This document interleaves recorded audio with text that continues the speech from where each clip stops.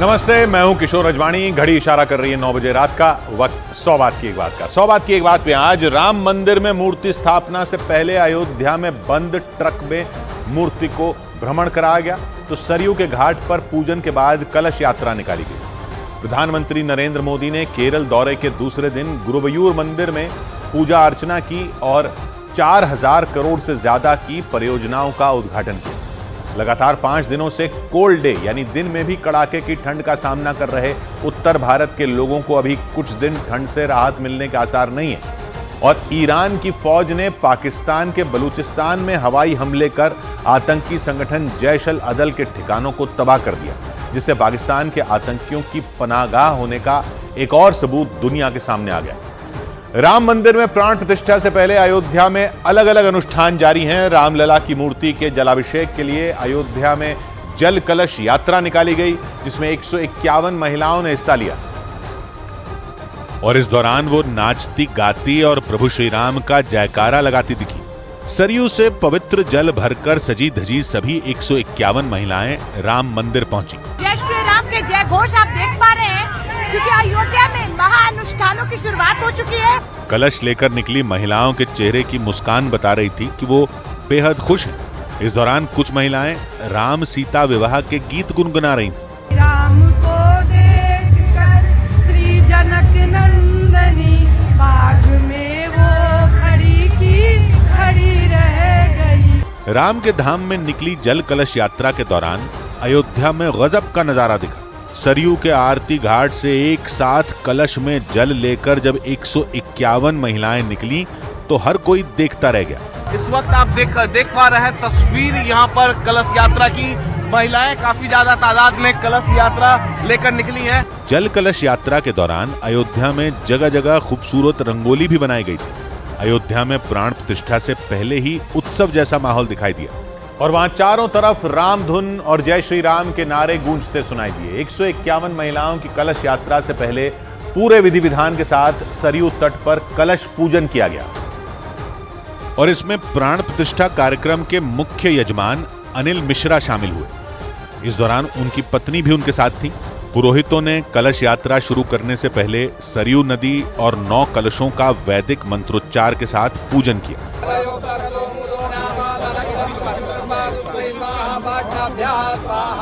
इस दौरान अनिल मिश्रा और उनकी पत्नी काशी से आए पुरोहितों के बताए हुए एक एक नियम का पालन करते दिखे।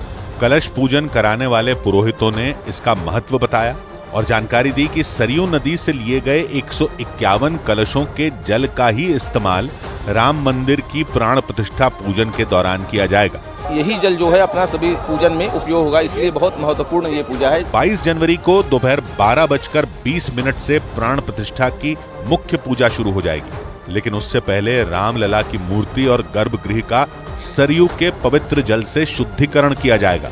और धार्मिक अनुष्ठान के ये तमाम विधि विधान वाराणसी और देश के कोने कोने से अयोध्या पहुंचे 121 ब्राह्मणों की देखरेख में संपन्न होगा। कलश यात्रा के अलावा अयोध्या में रामलला की नई मूर्ति राम मंदिर परिसर पहुंचा दी गई, क्योंकि अगले 5 दिनों तक राम मंदिर परिसर के अंदर ही रामलला की मूर्ति का अलग अलग विधि से पूजन किया जाएगा। कार्यशाला से भगवान राम की मूर्ति को एक ट्रक में रखकर राम मंदिर परिसर पहुंचाया गया।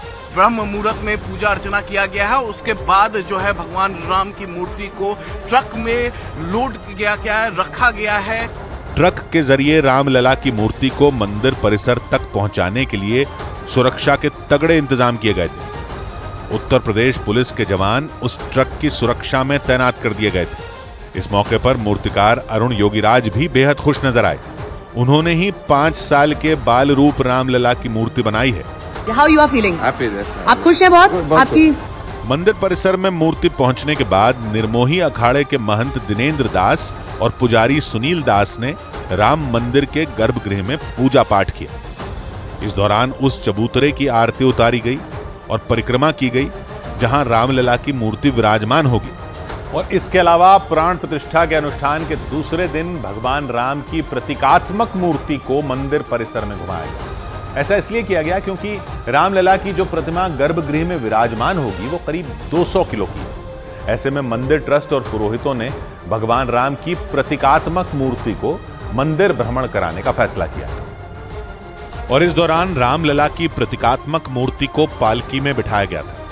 पालकी में बिठाने से पहले मुख्य यजमान अनिल मिश्रा समेत मंदिर ट्रस्ट के कई सदस्यों ने मूर्ति की पूजा की।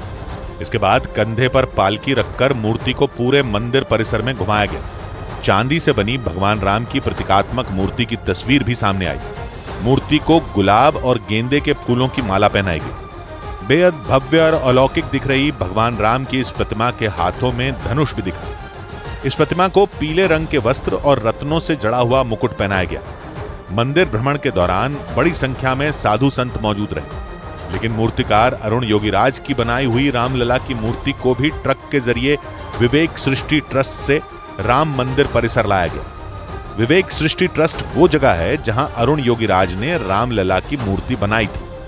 यानी मूर्ति निर्माण की कार्यशाला से रामलला की मूर्ति को गर्भगृह में स्थापना से पहले ट्रक में रखकर मंदिर पहुंचा दिया गया।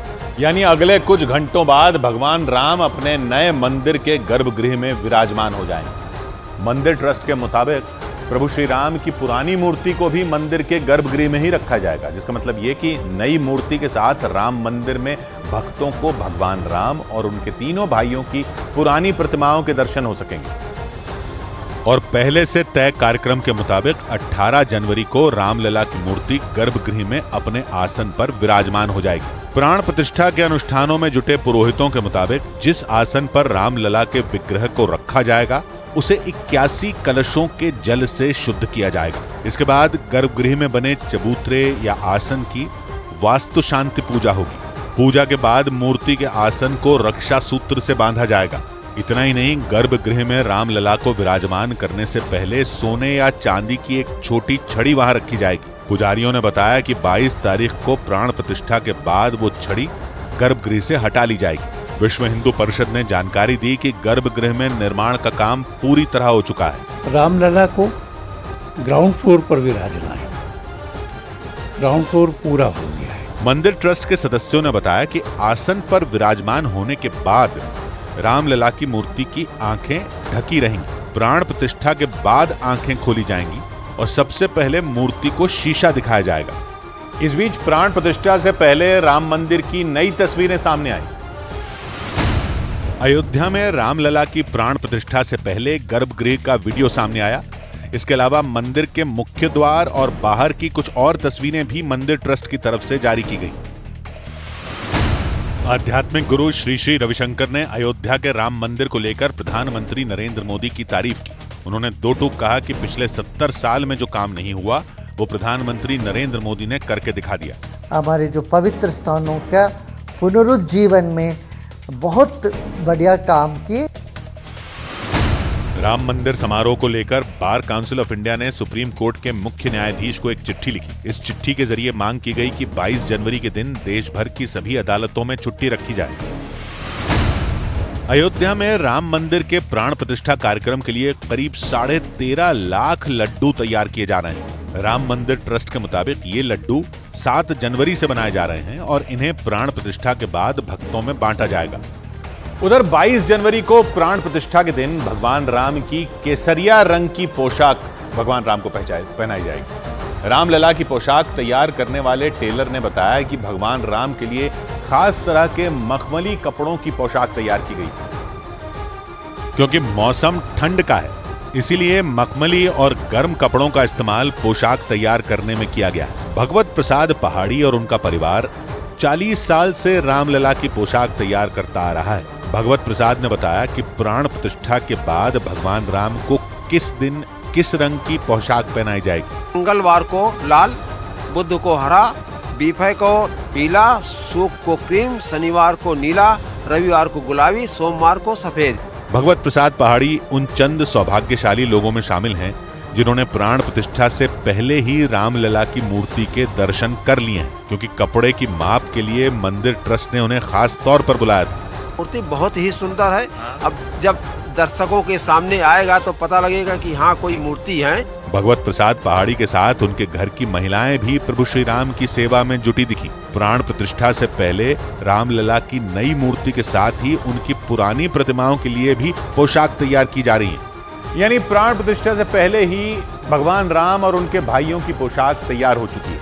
22 जनवरी को होने वाली प्राण प्रतिष्ठा पूजा से पहले प्रायश्चित पूजा, कर्मकुटी पूजा, जल कलश यात्रा और गर्भगृह में पूजा हो चुकी है।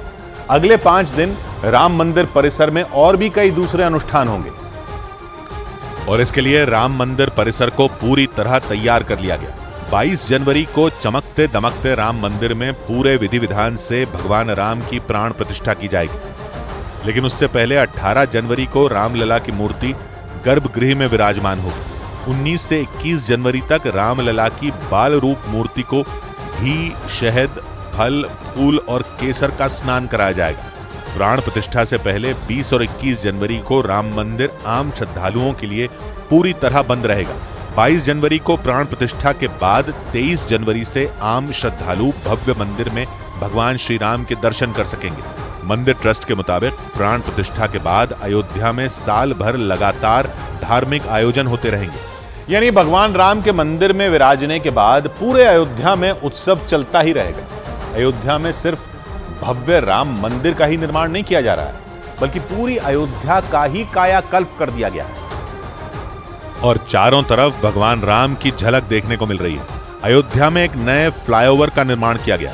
ये फ्लाईओवर अयोध्या के नए एयरपोर्ट से सीधे राम जन्मभूमि को जोड़ता है। इतना ही नहीं, इसके बनने से अयोध्या धाम रेलवे स्टेशन पहुंचने वाले यात्रियों को भी सुविधा होगी। राइट साइड में ये है अयोध्या धाम, यानी कि अयोध्या का रेलवे स्टेशन, जिसका उद्घाटन प्रधानमंत्री ने किया था। इस नए फ्लाईओवर के बनने से एयरपोर्ट से राम मंदिर की दूरी बेहद कम हो गई। अगर हम इधर से डायरेक्ट जाते हैं तो 3 से 4 किलोमीटर के अंदर में हम राम जन्मभूमि के जाकर दर्शन कर सकते हैं। मतलब ये कि बाहर से दर्शन के लिए अयोध्या आने वाले राम भक्तों को इस फ्लाईओवर से काफी सुविधा होने वाली है।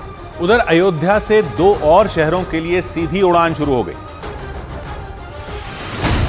अयोध्या के लिए कोलकाता और बेंगलुरु से भी सीधी उड़ान सेवा शुरू हो गई। उत्तर प्रदेश के मुख्यमंत्री योगी आदित्यनाथ ने कोलकाता, जबकि नागरिक उड्डयन मंत्री ज्योतिरादित्य सिंधिया ने बेंगलुरु के लिए फ्लाइट को हरी झंडी दिखाई।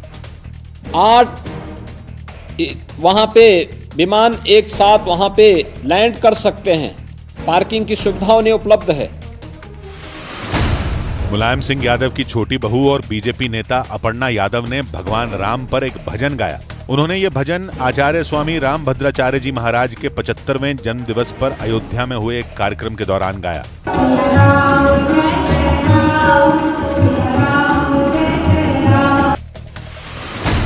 महाराष्ट्र के जलगांव में 2,10,000 दियों से भगवान राम की एक तस्वीर बनाई गई। इस तस्वीर को कई लोगों ने मिलकर 10,000 स्क्वायर फीट की जगह पर बनाया। एनसीपी प्रमुख शरद पवार को रामलला के प्राण प्रतिष्ठा समारोह का न्योता दिया गया। हालांकि बाद में शरद पवार ने जानकारी दी कि वो भारी भीड़ की वजह से अयोध्या में 22 जनवरी के कार्यक्रम में शामिल नहीं हो पाएंगे। उन्होंने अपनी उम्र और खराब स्वास्थ्य का हवाला दिया। इस बीच मंदिर के भव्य प्राण प्रतिष्ठा समारोह को देखते हुए अयोध्या में सुरक्षा भी बेहद सख्त कर दी गई। सुरक्षा एजेंसियों ने वहां आतंकी हमले का अलर्ट भी जारी किया है। इसी वजह से वहां पुलिस चप्पे चप्पे पर नजर बनाए हुए है और अयोध्या की तरफ जाने वाली सभी सड़कों पर बैरिकेडिंग की गई है। अयोध्या में पुलिस और सुरक्षा बल की टीम का जमावड़ा लगा हुआ है। वहां चप्पे चप्पे की निगरानी के लिए सुरक्षा बल के 11,000 जवान तैनात किए गए हैं। इसके अलावा उत्तर प्रदेश पुलिस के 13,000 पुलिसकर्मी वहां सुरक्षा संभाल रहे हैं। मतलब वहां सुरक्षा में जरा सी चूक की गुंजाइश नहीं है। प्राण प्रतिष्ठा कार्यक्रम में अब सिर्फ 5 दिन बचे हैं। ऐसे में अयोध्या को किसी किले में तब्दील कर दिया गया है। वहां सुरक्षा बल के जवान मोर्चा संभाल चुके हैं। आसमान से ड्रोन के जरिए अयोध्या की गली गली पर नजर रखी जा रही है और सरयू नदी पर भी निगरानी के लिए कंट्रोल रूम तैयार कर दिया गया है। मतलब जमीन हो, पानी हो या फिर आसमान, अयोध्या तक आने वाले हर रास्ते पर सुरक्षा का पुख्ता घेरा है। क्योंकि अयोध्या में 22 जनवरी को होने वाले कार्यक्रम पर आतंकी हमले के बादल भी मंडरा रहे हैं और इसी को देखते हुए वहां सुरक्षा के इतने कड़े इंतजाम किए गए हैं जैसे शायद ही कभी अयोध्या में इससे पहले किए गए हों। मतलब अयोध्या इस वक्त एक ऐसे किले में तब्दील हो चुकी है जिसे भेदना तो दूर, भेदने के बारे में सोचने में भी आतंकियों के पसीने छूट जाएं। और इस किले की दीवारों पर घातक हथियारों के साथ सुरक्षा बल के जवान तैनात किए जा चुके हैं। वहां यूपी एटीएस के कमांडो मोर्चा संभालने पहुंच गए। यूपी एटीएस के कमांडो और स्नाइपर अयोध्या में तैनात रहेंगे और इन्हीं के हाथों में हमारी सुरक्षा होगी। 22 जनवरी के कार्यक्रम को देखते हुए वहां चप्पे चप्पे पर सुरक्षा बल के जवान तैनात किए जाएंगे। जानकारी के मुताबिक वहां प्रधानमंत्री के काफिले के साथ एयरपोर्ट से लेकर कार्यक्रम स्थल तक कमांडो की टीम चलेगी। इस पूरे रास्ते पर ऊंची ऊंची इमारतों में हर वक्त स्नाइपर तैनात रहेंगे। इसके अलावा वहां यूपी एटीएस की एक टीम हर वक्त मुस्तैद रहेगी। इन कमांडों को जरूरत पड़ने पर अयोध्या के किसी भी कोने में मिनटों के अंदर अपनी मोटरसाइकिलों से पहुंचना होगा। इसके लिए उन्हें स्पोर्ट्स बाइक मुहैया कराई गई हैं। कहीं से भी कोई भी सूचना मिलती है तो एक डेडिकेटेड क्यूआरटी टीम या हमारी टीम है जो वहां पहुंच करके उस पर रिएक्ट करेगी। इन कमांडो को महीने भर पहले से इस कार्यक्रम के लिए ट्रेनिंग दी जा रही है। मतलब ये संकरी गलियों और भीड़ भाड़ वाले इलाकों से गुजरने के लिए पहले से ही पूरी तरह तैयार है। लेकिन पुलिस का यह पहरा सिर्फ जमीन पर नहीं बल्कि पानी पर भी है। आतंकी खतरे के अलर्ट को देखते हुए सरयू नदी पर एक फ्लोटिंग कंट्रोल रूम तैयार किया गया है। अनुमान जताया गया कि 22 जनवरी और उसके बाद भी अयोध्या में श्रद्धालुओं का तांता लगा रहेगा। और ऐसे में सरयू स्नान के लिए उमड़ी भीड़ पुलिस के लिए बड़ी चुनौती होगी। इसी को देखते हुए सरयू नदी पर एक फ्लोटिंग कंट्रोल रूम यानी पानी पर तैरता कंट्रोल रूम बनाया गया। यहाँ से कई किलोमीटर दूर तक फैले सरयू घाटों की निगरानी की जाएगी। ये फ्लोटिंग सर्विलांस रूम बनाया गया है और ये अब लगभग बनकर तैयार हो गया है। सरयू नदी में जिस तरफ ये फ्लोटिंग कंट्रोल रूम बनाया गया है वो सुरक्षा के लिहाज से भी बेहद अहम है, क्योंकि आशंका जताई गई कि उस तरफ से पानी के रास्ते भी लोग अयोध्या में आने की कोशिश कर सकते हैं। बिल्कुल बिल्कुल, ये साइड एरिया खुला है, ओपन है, तो इसलिए सीधा सिक्योरिटी तो इम्पोर्टेंट है। बताया गया कि इस कंट्रोल रूम से घाटों और आसपास के इलाकों पर कैमरों की मदद से नजर रखी जाएगी। इसके अलावा यहाँ 24 घंटे जल पुलिस और कोस्ट गार्ड के जवान भी तैनात होंगे। और सड़क के रास्ते तो अयोध्या तक पहुंचना अब लगभग नामुमकिन हो चुका है, क्योंकि 22 जनवरी के कार्यक्रम को देखते हुए वहां तक पहुंचने वाली करीब करीब सभी सड़कों को सुरक्षा बल और पुलिस के जवानों ने अपने कंट्रोल में लेना शुरू कर दिया। मतलब अगर कोई चाहे भी तो इस सुरक्षा घेरे को पार कर अयोध्या में दाखिल नहीं हो पाएगा। जानकारी के मुताबिक 19 जनवरी की शाम से ही अयोध्या की तरफ से गुजरने वाली गाड़ियों को हाईवे से दूसरे रास्ते पर भेज दिया जाएगा। इसके अलावा 22 जनवरी यानी प्राण प्रतिष्ठा वाले दिन कोई भी ट्रेन अयोध्या धाम जंक्शन पर नहीं रुकेगी। और रही बात बसों की, तो 21 और 22 जनवरी को रोडवेज की एक भी बस को अयोध्या बस अड्डे पर रुकने की इजाजत नहीं होगी। मतलब 19 तारीख से ही अयोध्या पहुंचना अपने आप में बड़ी चुनौती हो जाएगा। हालांकि इस दौरान उन गाड़ियों को अयोध्या में घुसने दिया जाएगा जिन्हें विशेष पास दिए गए हैं। यहाँ इस तरीके का पास होना चाहिए। जो गाड़ियां एंटर कर रही हैं अयोध्या में, उनके पास इस तरीके का पास होना चाहिए। वहां सुरक्षा व्यवस्था को पुख्ता करने के लिए हर 100 मीटर पर बैरिकेडिंग की गई है। मतलब अगर कोई बाहरी सुरक्षा घेरे को चालाकी से पार कर भी ले तब भी वो 100 मीटर से ज्यादा दूर नहीं जा पाएगा। लेकिन अयोध्या आने वाले श्रद्धालुओं को इससे परेशान होने की जरूरत नहीं है, क्योंकि उत्तर प्रदेश सरकार ने उनका भी ख्याल रखा है। सरकार की तरफ से अयोध्या आने वाले भक्तों के लिए बाकायदा सरकारी बसें चलाई गई और इन्हीं के जरिए वहां पहुंचे राम भक्त राम की अयोध्या घूम रहे हैं, क्योंकि वहां निजी गाड़ियों पर रोक लगा दी गई। ऐसे में श्रद्धालुओं का पैदल सफर करना मुश्किल हो जाता और उनकी इसी परेशानी का हल निकालने के लिए अयोध्या के अंदर कई बसों को चलाने का निर्णय लिया गया। अयोध्या में दौड़ती ये बसें भी राम नाम के जयकारों से गूंजने लगी।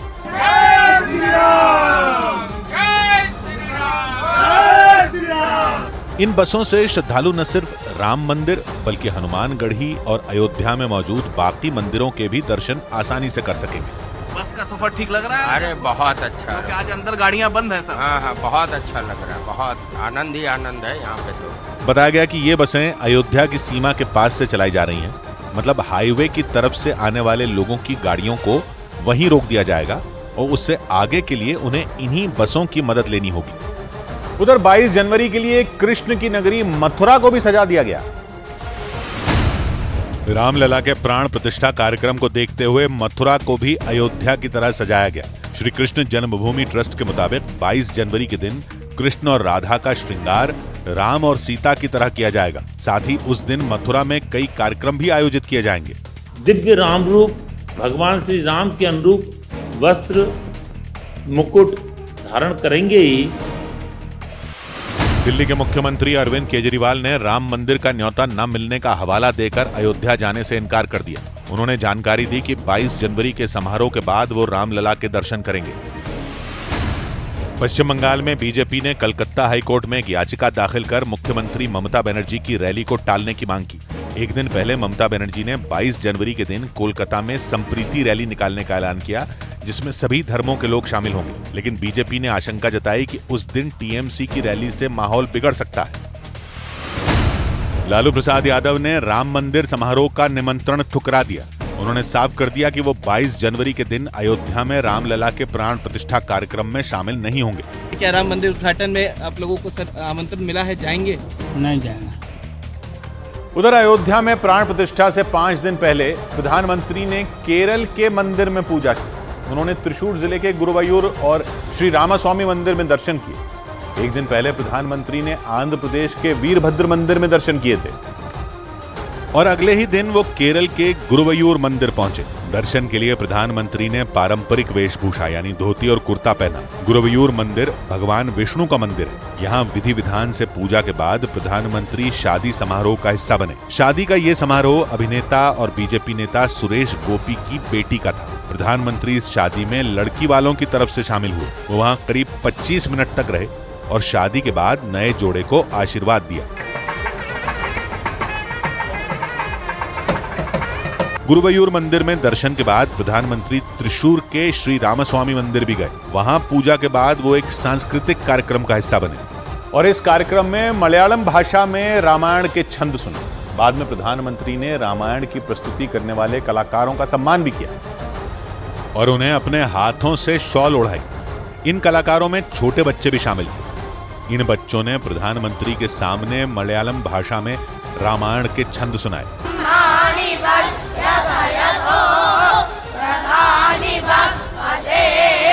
बच्चों के वैदिक मंत्रों के अलावा कलाकारों ने राम भजन भी गाए और इन्हें सुनते सुनते प्रधानमंत्री राम धुन में खो से गए।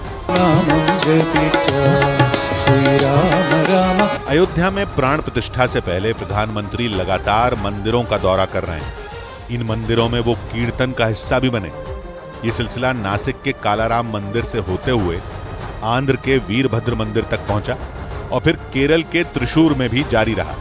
प्रधानमंत्री 2 दिन के आंध्र और केरल दौरे पर हैं और इस दौरान उन्होंने मंदिरों के दर्शन भी किए और कई विकास परियोजनाओं की भी शुरुआत की। केरल के कोच्चि में उन्होंने 4000 करोड़ की विकास परियोजनाओं की शुरुआत की और फिर कोच्चि में बीजेपी के प्रभारियों के सम्मेलन को संबोधित किया। इस सम्मेलन में प्रधानमंत्री को तीर धनुष भेंट किया गया, जिसे प्रधानमंत्री ने मंच से ऐसे दिखाया मानो तीर धनुष की प्रत्यंचा चढ़ा रहे हों। प्रधानमंत्री के ऐसा करते ही वहां जय श्री राम के नारे गूंजने लगे। जय श्री राम, जय श्री राम। इस सम्मेलन में पीएम ने बीजेपी नेताओं में उत्साह भरा और चुनावों में जीत के लिए हर बूथ पर ताकत झोंकने का मंत्र दिया। केरल के कोच्चि में प्रधानमंत्री ने 4000 करोड़ की विकास परियोजनाओं का भी उद्घाटन किया। इस बीच प्राण प्रतिष्ठा समारोह से पहले केंद्रीय मंत्री अनुराग ठाकुर ने दिल्ली के वाल्मीकि मंदिर में सफाई की। प्रधानमंत्री की अपील पर 22 जनवरी से पहले देश के अलग अलग हिस्सों में तीर्थ स्थलों की सफाई का अभियान चल रहा है और इस अभियान को सफल बनाने में जुटे अनुराग ठाकुर दिल्ली के वाल्मीकि मंदिर पहुंचे। वहां उन्होंने मंदिर परिसर में झाड़ू लगाया।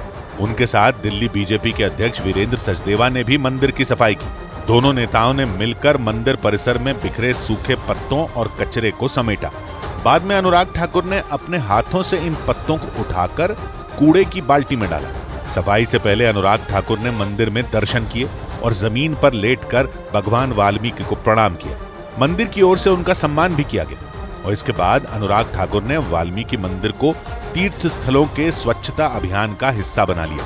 एक दिन पहले ही अनुराग ठाकुर ने दिल्ली के कनॉट प्लेस में हनुमान मंदिर को चमकाया था। वहां बिखरा कूड़ा समेटा था और अगले ही दिन उन्होंने दिल्ली के एक और मंदिर में झाड़ू लगाया। प्रधानमंत्री की अपील के बाद केंद्रीय मंत्री देश के अलग अलग हिस्सों में मंदिरों की सफाई करते नजर आ रहे हैं, क्योंकि 22 जनवरी से पहले देश के तीर्थ स्थलों को साफ सुथरा करने का लक्ष्य है। इस मुहिम को सफल बनाने के लिए केंद्रीय मंत्री जी किशन रेड्डी ने हैदराबाद के कनक दुर्गा मंदिर में झाड़ू लगाया और मंदिर के कोने कोने से कूड़ा समेटा। केंद्रीय मंत्री और तेलंगाना बीजेपी के अध्यक्ष जी किशन रेड्डी ने हैदराबाद के कनक दुर्गा मंदिर में सफाई की। उनके साथ पार्टी के दूसरे नेता भी मौजूद थे। सफाई अभियान में इन लोगों ने उनका साथ दिया और हाथों में झाड़ू लेकर पूरे कनक दुर्गा मंदिर में बिखरा कूड़ा समेट डाला। बाद में जी किशन रेड्डी ने सारा कचरा थैले में डाला। कहते हैं कि इस कनक दुर्गा मंदिर को महाभारत के अर्जुन ने बनाया था और देवी दुर्गा को समर्पित कर दिया था। इधर 22 जनवरी के समारोह के लिए दिल्ली में मोटरसाइकिल रैली निकाली गई। अयोध्या में होने वाले समारोह से पहले दिल्ली में बीजेपी ने मोटरसाइकिल रैली निकाली। इस रैली में बीजेपी कार्यकर्ताओं के साथ दिल्ली और आसपास के मंदिरों के कई पुजारी भी शामिल हुए। उत्तर प्रदेश सरकार ने लखनऊ समेत अलग अलग जिलों से अयोध्या जाने के लिए हेलीकॉप्टरों का किराया तय कर दिया। उत्तर प्रदेश सरकार 3,500 रुपए में अयोध्या नगरी और राम मंदिर के हवाई दर्शन कराएगी। मुख्यमंत्री योगी आदित्यनाथ ने इस सेवा को मंजूरी दी है। उत्तर प्रदेश के वाराणसी में रामचरितमानस की किताब की रिकॉर्ड बिक्री हुई। यहाँ पिछले 7 दिनों में 10,000 से ज्यादा रामचरितमानस बिक चुकी हैं। अयोध्या में रामलला के दर्शन के लिए असम से 4 श्रद्धालु साइकिल से अयोध्या पहुंचे। उन्होंने 31 दिसंबर को साइकिल से अपनी यात्रा की शुरुआत की थी। असम से अयोध्या पहुंचने के बाद उन्होंने राम मंदिर के दर्शन किए। जी, हम जैसा साइकिल लेके आ सकते हैं, आप लोग भी चाहे तो, मन हो तो, अगर भक्ति है आप भी आ सकते हैं। रामलला के प्राण प्रतिष्ठा समारोह पर रोक लगाने के लिए इलाहाबाद हाई कोर्ट में एक जनहित याचिका दाखिल की गई। इस याचिका में दलील दी गई कि पौष के महीने में कोई धार्मिक कार्यक्रम नहीं होते, इसलिए इस पर रोक लगाई जाए। बीजेपी ने सोशल मीडिया प्लेटफॉर्म एक्स पर गायक कैलाश खेर का नया गाना राम का धाम शेयर किया। संगीतकार अनु मलिक ने इस गाने में संगीत दिया है। राम राम राम बोलो जय श्री राम। इधर रामलला की प्राण प्रतिष्ठा से पहले अयोध्या में राम की गाथा सुनाई जा रही है। वहां पहुंचे श्रद्धालुओं के लिए अयोध्या में रामलीला का आयोजन किया गया और इस भव्य रामलीला की शुरुआत हुई गणेश वंदना से।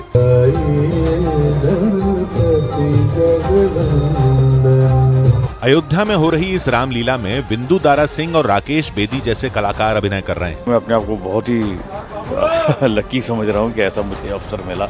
रामलीला के पहले दिन बिंदु दारा सिंह भगवान शंकर के किरदार में नजर आए। मंच पर वो पार्वती के साथ अपनी भूमिका निभाते दिखे। अयोध्या में इस रामलीला का मंचन 22 जनवरी तक किया जाएगा। इसके लिए वहां एक बहुत बड़ा स्टेज बनाया गया है, जहां हजारों लोग एक साथ रामलीला देख सकेंगे।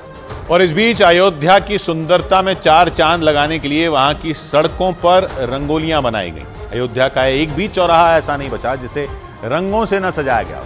इन रंगोलियों को बनाने के लिए देश के अलग अलग राज्यों से कलाकार बुलाए गए हैं और अयोध्या की सड़कों को रंगों से सजाने की जिम्मेदारी उन्हीं के कंधों पर है। राम मंदिर के करीब सुग्रीव किला प्रवेश द्वार पर एक विशालकाय रंगोली बनाई गई। ये रंगोली इतनी बड़ी थी कि पूरा चौराहा रंगों से भर गया।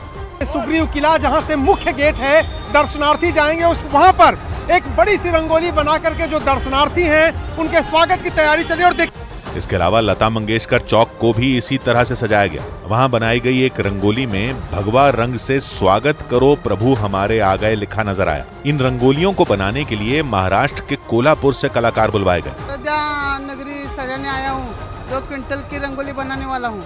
बताया गया कि आने वाले 5 दिन तक अयोध्या के हर चौराहे को इसी तरह से सजाया जाएगा। वहां की सभी सड़कों पर रंगोलियां बनाई जाएंगी ताकि अयोध्या की खूबसूरती को और बढ़ाया जा सके। उधर प्रधानमंत्री ने केरल को बड़ी सौगात दी। केरल के कोच्चि में प्रधानमंत्री नरेंद्र मोदी ने बंदरगाहों, जहाजों और जल मार्ग क्षेत्रों के विकास के लिए 4,000 करोड़ से ज्यादा की कई परियोजनाओं का उद्घाटन किया। इस दौरान पीएम ने भारत को विश्व व्यापार का केंद्र बताया। ये सुविधाएं केरला और भारत के इस दक्षिणी क्षेत्र के विकास को गति देंगी। प्रधानमंत्री नरेंद्र मोदी ने प्रकाश पर्व के मौके पर गुरु गोविंद सिंह को याद किया और देशवासियों को बधाई दी। उन्होंने ट्विटर के जरिए गुरु गोविंद सिंह के त्याग और बलिदान का भी जिक्र किया। टीएमसी नेता महुआ मोइत्रा को सरकारी बंगला तुरंत खाली करने का नोटिस भेज दिया गया। पैसे लेकर संसद में सवाल पूछने के आरोपों के बाद पिछले साल उनसे संसद की सदस्यता छीन ली गई थी। उन्हें बतौर सांसद दिल्ली में सरकारी बंगला मिला हुआ था। उधर बड़ी खबर आई पाकिस्तान से। ईरान ने पाकिस्तान के बलूचिस्तान में घुसकर हमला कर दिया। ईरान की सेना ने रात में आतंकी संगठन जैश अल अदल के ठिकानों पर मिसाइल और ड्रोन से हमला किया। इस मामले पर पाकिस्तान ने रात में ही प्रतिक्रिया दी थी और दावा किया कि इस हमले में 2 बच्चों की मौत हो गई। सुबह होते ही पाकिस्तान ने ईरान से अपने राजदूत को भी वापस बुला लिया। एयर स्ट्राइक के बाद पाकिस्तान ने ईरान के साथ होने वाली बातचीत को भी रद्द कर दिया, क्योंकि ईरान ने पाकिस्तान में घुसकर आतंकी ठिकानों को तबाह कर दिया और पाकिस्तान की सेना कुछ नहीं कर पाई। रात में हुए इस हमले के बाद पाकिस्तान में हड़कंप मच गया, क्योंकि पाकिस्तान की सेना की नाक के नीचे से ईरान की मिसाइलें और ड्रोन उसके बलूचिस्तान प्रांत में घुस गए और एक के बाद एक आतंकी संगठन जैश अल अदल के कई ठिकानों को तबाह कर दिया। ईरान का यह हमला पाकिस्तान को सीधी चुनौती था, लेकिन हमेशा की तरह पाकिस्तान ने अपने किए पर पर्दा डालने की कोशिश की। स्विट्जरलैंड के दौरे पर गए पाकिस्तान के प्रधानमंत्री अनवरुल हक काकर को तो जैसे सांप ही सूंघ गया और इतने बड़े हमले के बाद भी वो पत्रकारों के सवालों का जवाब दिए बिना निकल गए। Will you respond, sir? How will Pakistan respond, sir? Pakistan के प्रधानमंत्री भले ही चुप्पी साध गए, लेकिन रात के करीब 2 बजे पाकिस्तान के विदेश मंत्रालय ने बौखलाहट भरा बयान जारी किया और कहा कि ईरान को इसके गंभीर नतीजे भुगतने पड़ेंगे, क्योंकि ईरान ने पाकिस्तान की एयर स्पेस का उल्लंघन किया है। इसकी वजह से 2 बच्चे मारे गए और 3 लड़कियां घायल हुई। हालांकि पाकिस्तान की सेना ने कोई बयान नहीं दिया। मतलब तालिबान के बाद पाकिस्तान के एक और दोस्त ने उसकी मुश्किल बढ़ा दी। इस घटना से पाकिस्तान की इंटरनेशनल बेइज्जती भी हो गई, क्योंकि ईरान की एयर स्ट्राइक ने इशारा कर दिया कि पाकिस्तान की सीमाओं की सुरक्षा भगवान भरोसे है। क्योंकि ईरान ने पाकिस्तान में ताकतवर बैलिस्टिक मिसाइलों और आत्मघाती ड्रोन से हमला किया। हालांकि पाकिस्तान की ओर से इस बारे में कुछ नहीं बताया गया, लेकिन इसी बीच आतंकी संगठन जैश अल अदल का बयान आ गया और जैश अल अदल ने खुद बताया कि ईरान ने पाकिस्तान के बलूचिस्तान प्रांत के पहाड़ी इलाकों पर ड्रोन और रॉकेट दागे। साथ ही यह भी बताया गया कि ईरान ने 6 आतंकियों के घरों पर हमला किया और इस हमले में 2 आतंकियों के घर वाले मारे गए। इसके अलावा जैश अल अदल ने कुछ लोगों की जान जाने का दावा किया। ये तक कहा गया कि हमले में 100 लोगों की मौत हुई है, क्योंकि रात के अंधेरे में ईरान की सेना ने अपनी कुछ खतरनाक मिसाइलें दागी। इन मिसाइलों में ईरान की दसफॉल, इमाद और कद्र 110 मिसाइलें शामिल हैं।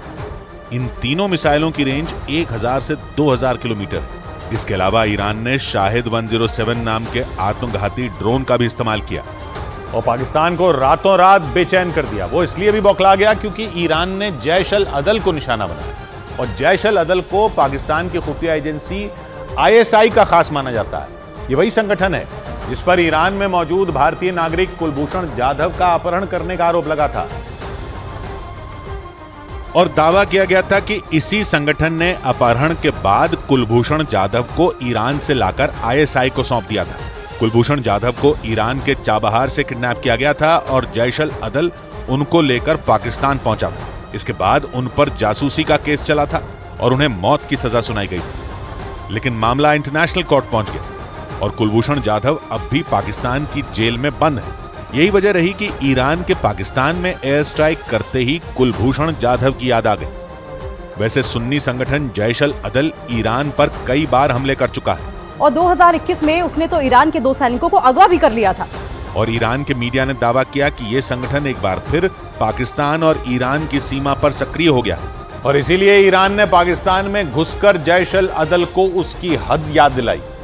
इस चक्कर में पाकिस्तान की दुर्दशा हो गई, क्योंकि हमास के समर्थन में ईरान के साथ खड़े पाकिस्तान को जोर का झटका लगा, क्योंकि ईरान ने इस एयर स्ट्राइक के जरिए जता दिया कि वो अपनी सीमाओं की सुरक्षा के लिए किसी को नहीं बख्शेगा, फिर चाहे वो पाकिस्तान ही क्यों ना हो। क्योंकि हमले से करीब 12 घंटे पहले ही पाकिस्तान के PM और ईरान के विदेश मंत्री की मुलाकात हुई थी, लेकिन ईरान ने पाकिस्तान के आतंकी संगठन पर हमले से पहले एक बार भी नहीं सोचा।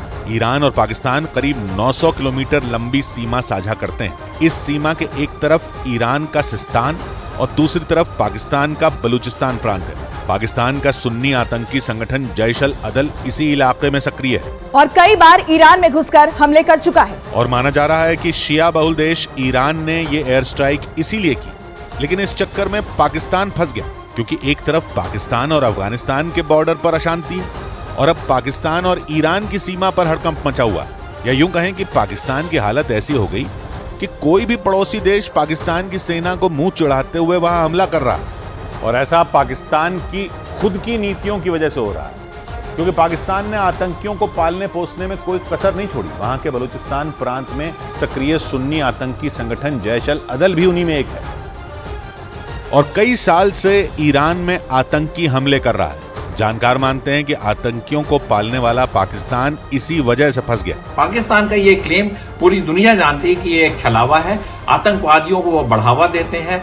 मतलब पाकिस्तान अपने ही बुने आतंक के जाल में उलझ गया, क्योंकि जिन आतंकियों को उसने पाला पोसा उन्होंने उसी के पड़ोसी देशों में उत्पात मचाया, और नतीजा ये निकला कि ईरान जैसे देश पाकिस्तान के दुश्मन बन गए। ईरान से निपटना पाकिस्तान के लिए इसलिए भी मुश्किल है क्योंकि इस मामले में चीन भी पाकिस्तान का साथ नहीं देगा। यानी पाकिस्तान के एक तरफ खाई है और दूसरी तरफ कुआं, क्योंकि आतंकवाद के मुद्दे पर ईरान भी पाकिस्तान के खिलाफ खड़ा हो गया और पाकिस्तान में घुसकर हमला शुरू कर दिया। इस बीच पाकिस्तान के लिए एक और मुसीबत अफगानिस्तान बॉर्डर पर भी खड़ी हो गई। वहां हजारों ट्रक खड़े हैं जिन्हें बॉर्डर पार करने की इजाजत नहीं मिल रही। न तो पाकिस्तान के ट्रकों को अफगानिस्तान में घुसने दिया जा रहा है, न ही अफगानिस्तान के ट्रांसपोर्टरों को पाकिस्तान में दाखिल होने दिया जा रहा है, जिसकी वजह से पाकिस्तान में जरूरी चीजों की किल्लत हो सकती है। पाकिस्तान और अफगानिस्तान के बीच होने वाले कारोबार का गेटवे तोरखम बॉर्डर को ही माना जाता है, लेकिन तोरखम बॉर्डर पर हालात डरावने बने हुए। बीते 4 दिन से वहां ट्रक पहुंच तो रहे हैं, लेकिन बॉर्डर पार नहीं कर पा रहे। पहाड़ियों के बीच बने इस बॉर्डर पर अब ट्रकों की कतारें भी कई किलोमीटर लंबी हो चुकी हैं। किसी पर गाड़ियां लदी हैं, किसी पर फल, तो किसी पर कोई और जरूरी सामान। पाकिस्तान और अफगानिस्तान की सरकारें लंबे वक्त से ट्रांसपोर्टरों को अलग से परमिट देने की योजना पर काम कर रही हैं, लेकिन अब तक किसी नतीजे पर नहीं पहुंची। दोनों देशों के बीच ये मसला हल न होने की वजह से ही अफगानिस्तान और पाकिस्तान के तोरखम बॉर्डर को बंद कर दिया गया। उधर लालू यादव ने विपक्षी गठबंधन में खींचतान की खबरों से इनकार कर दिया। आरजेडी प्रमुख लालू प्रसाद यादव ने सीटों के मुद्दे पर नीतीश कुमार की नाराजगी की खबरों को खारिज कर दिया। उन्होंने इस बात की भी जानकारी दी कि विपक्षी गठबंधन में सीटों के बंटवारे में कुछ वक्त लगेगा। इतना जल्दी हो जाता है, सब हो रहा है। ओडिशा के पूर्व मुख्यमंत्री गिरिधर गमांग कांग्रेस में शामिल हो गए। उन्होंने 2015 में कांग्रेस को छोड़कर बीजेपी का दामन थामा था, लेकिन पिछले साल बीजेपी से भी इस्तीफा देकर वो के चंद्रशेखर राव की पार्टी बीआरएस में शामिल हो गए थे। गिरिधर गमांग 1999 में तब चर्चा में आ गए थे जब उनके एक वोट से संसद में अटल बिहारी वाजपेयी की सरकार गिर गई थी। उड़ीसा में और कहीं भी मेरे को जो दायित्व देंगे वो काम करूंगा। हरियाणा के पूर्व मुख्यमंत्री भूपेंद्र सिंह हुड्डा से ईडी ने पूछताछ की। ये पूछताछ मानेसर जमीन घोटाला मामले के तहत की गई। आरोप है कि भूपेंद्र सिंह हुड्डा के कार्यकाल में मानेसर में करीब 900 एकड़ जमीन का अधिग्रहण कर उसे बिल्डरों को औने पौने दाम में बेच दिया गया था।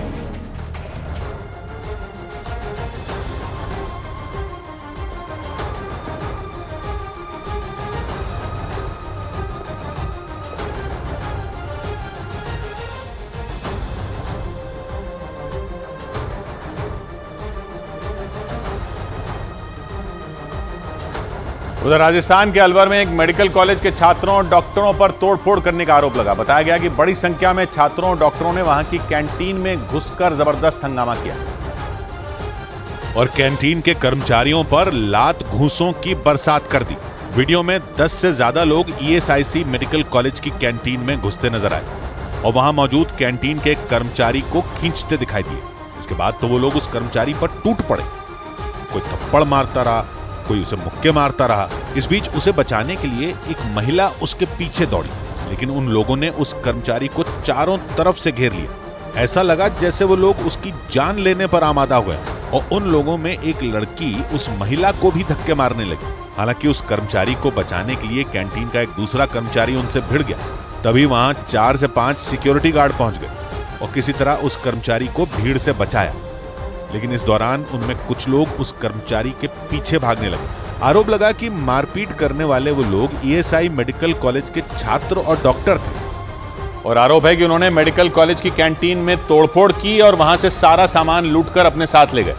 इल्जाम है कि वो कैंटीन से मुफ्त में सामान ले जा रहे थे और जब उन्हें रोका गया तो वो भड़क गए और इस बात की वजह से वहां के कर्मचारियों से उन छात्रों और डॉक्टरों की बहस हो गई। इसके बाद उन्होंने कैंटीन में घुसकर कोहराम मचा दिया। आरोप लगा कि वहां कर्मचारियों से मारपीट के बाद वो लोग स्टोर रूम में घुस गए और वहां पेटियों में रखा सामान लूट कर ले जाने लगे। तस्वीरों में कुछ लड़के चादर में सामान बांध कर ले जाते नजर आए। ऐसा लगा मानो वहां सामान लूटने की होड़ लग गई हो। एक और तस्वीर में कुछ लड़कियां बिस्किट के पैकेट और कोल्ड ड्रिंक की बोतलें ले जाती दिखी और कुछ लड़के पानी की बोतल उठाते दिखे। एक लड़का तो चिप्स के कई पैकेट एक साथ उठाकर खुशी से झूमने लगा। ये लड़के लड़कियां ESIC मेडिकल कॉलेज के छात्र और डॉक्टर बताए गए और यहाँ पे रोज रोज मुफ्त में सामान मांगने आते थे। कैंटीन में सारे स्टाफ को परेशान करते थे। आरोप लगा कि उन्होंने काउंटर से 4.5 लाख रुपए कैश भी लूट लिया। इसके साथ ही कैंटीन के बाहर खड़ी गाड़ी में तोड़फोड़ की गई।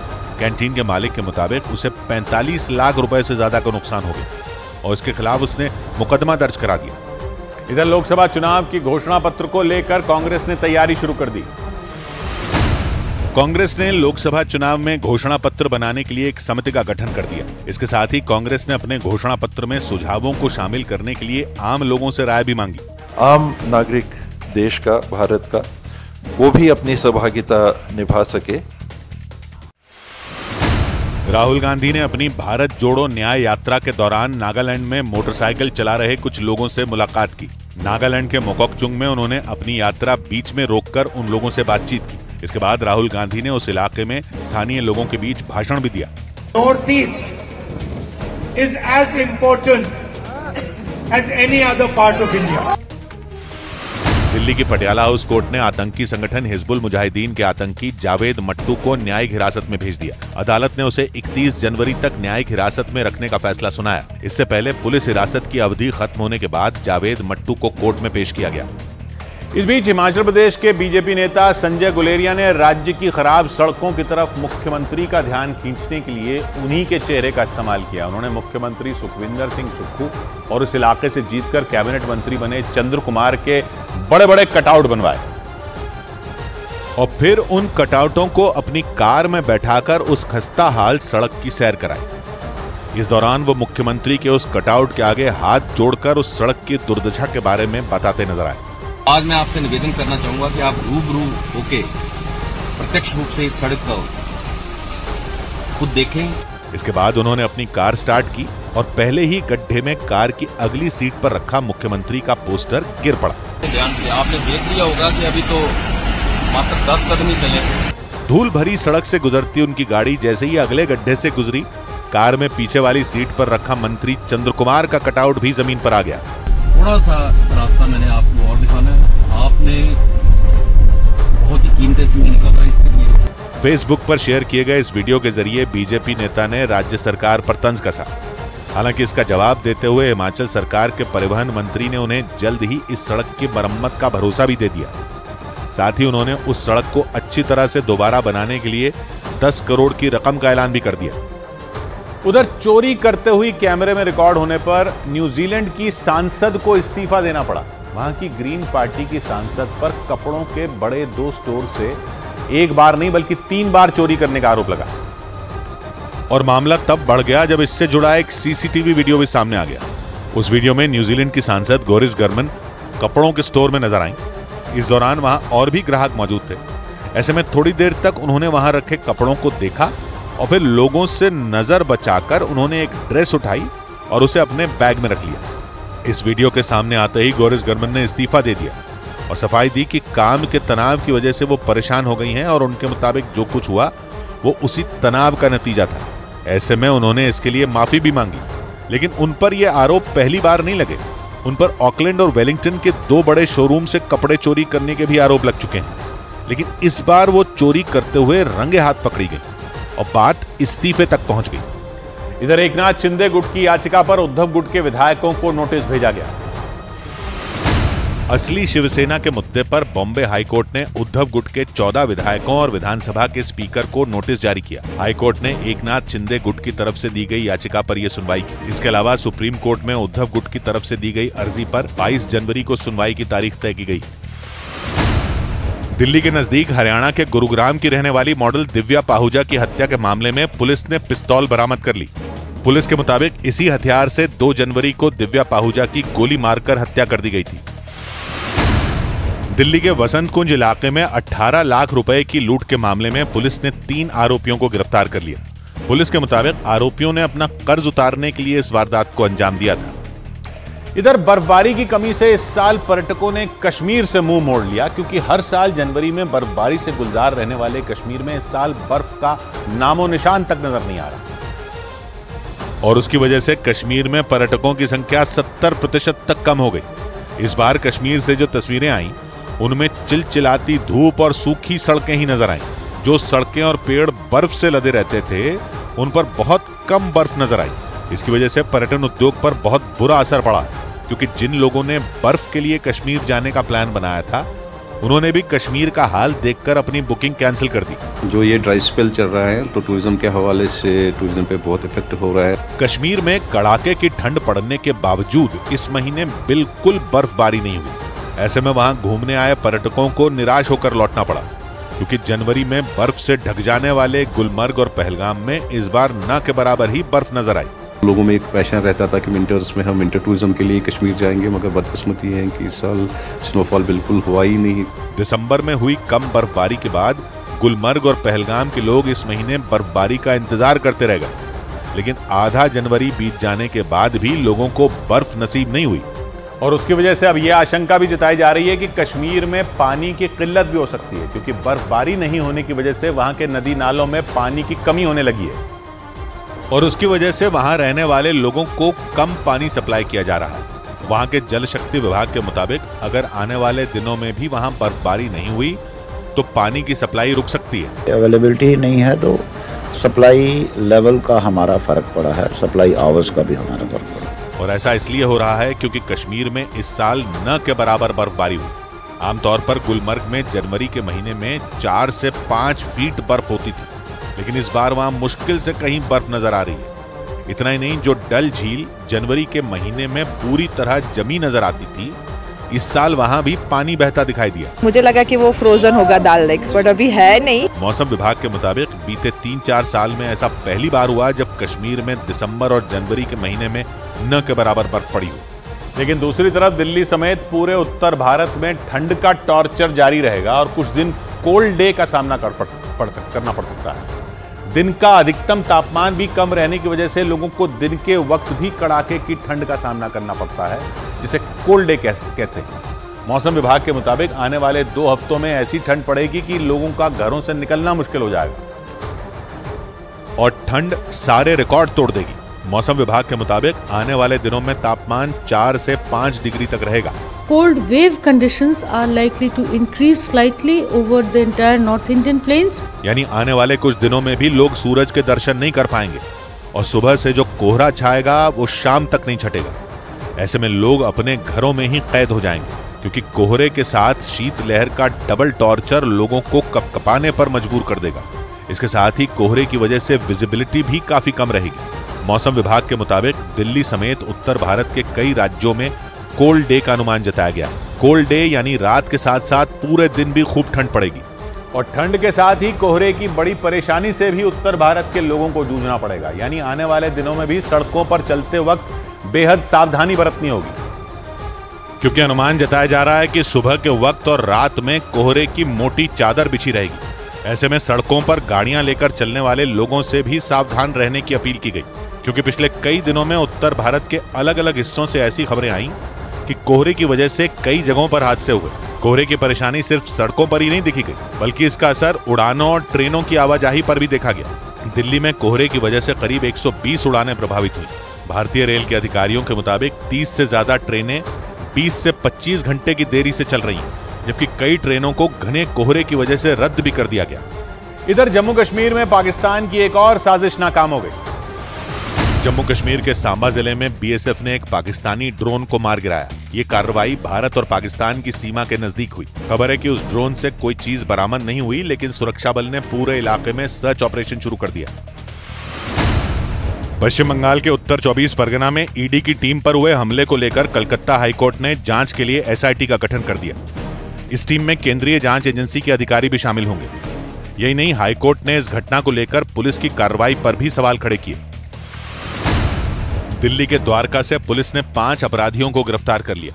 पुलिस को उनके पास से कुछ हथियार भी बरामद हुए। पुलिस के मुताबिक उन सभी ने एक गैंगस्टर के वीडियो देखकर अपना गैंग बनाया था।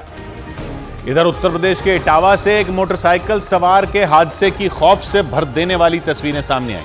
ये घटना उस वक्त हुई जब वो मोटरसाइकिल सवार बिल्कुल खाली सड़क पर तेज रफ्तार से मोटरसाइकिल चला रहा था और तभी उसका संतुलन बिगड़ा और वो सड़क किनारे बने चबूतरे से जा टकराया।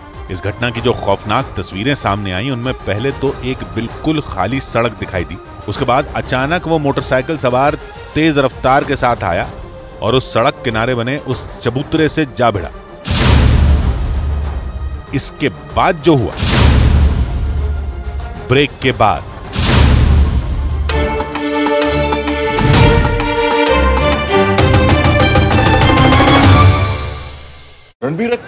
राम मंदिर में प्राण प्रतिष्ठा से पहले अयोध्या में अलग अलग अनुष्ठान जारी हैं। रामलला की मूर्ति के जलाभिषेक के लिए अयोध्या में जल कलश यात्रा निकाली गई, जिसमें 151 महिलाओं ने हिस्सा लिया और इस दौरान वो नाचती गाती और प्रभु श्री राम का जयकारा लगाती दिखी। सरयू से पवित्र जल भरकर सजी धजी सभी 151 महिलाएं राम मंदिर पहुंची। जय श्री राम के जय घोष आप देख पा रहे हैं, क्योंकि अयोध्या में महाअनुष्ठानों की शुरुआत हो चुकी है। कलश लेकर निकली महिलाओं के चेहरे की मुस्कान बता रही थी कि वो बेहद खुश हैं। इस दौरान कुछ महिलाएं राम सीता विवाह के गीत गुनगुना रही थीं। राम को देखकर श्री जनक नंदनी बाग में वो खड़ी की खड़ी रह गई। राम के धाम में निकली जल कलश यात्रा के दौरान अयोध्या में गजब का नजारा दिखा। सरयू के आरती घाट से एक साथ कलश में जल लेकर जब 151 महिलाएं निकली तो हर कोई देखता रह गया। इस वक्त आप देख पा रहे हैं तस्वीर यहाँ पर कलश यात्रा की। महिलाएं काफी ज्यादा तादाद में कलश यात्रा लेकर निकली हैं। जल कलश यात्रा के दौरान अयोध्या में जगह जगह खूबसूरत रंगोली भी बनाई गई थी। अयोध्या में प्राण प्रतिष्ठा से पहले ही उत्सव जैसा माहौल दिखाई दिया और वहां चारों तरफ राम धुन और जय श्री राम के नारे गूंजते सुनाई दिए। 151 महिलाओं की कलश यात्रा से पहले पूरे विधि विधान के साथ सरयू तट पर कलश पूजन किया गया और इसमें प्राण प्रतिष्ठा कार्यक्रम के मुख्य यजमान अनिल मिश्रा शामिल हुए। इस दौरान उनकी पत्नी भी उनके साथ थी। पुरोहितों ने कलश यात्रा शुरू करने से पहले सरयू नदी और 9 कलशों का वैदिक मंत्रोच्चार के साथ पूजन किया।